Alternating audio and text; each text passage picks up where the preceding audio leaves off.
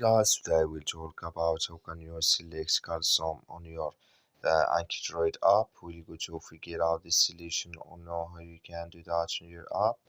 So you just follow these ways, then it's going to work with you. So all you have to do, just go here above this sign, you click on it.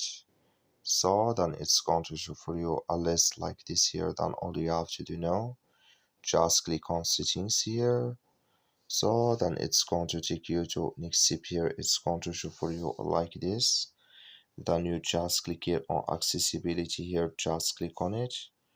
Then it's going to take you to next step here. Come here to card zone.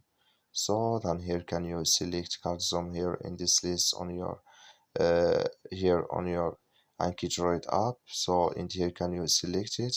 So that's all you have to do. That's all. I wish you a great thank you for watching. Don't forget to support us by liking, subscribe.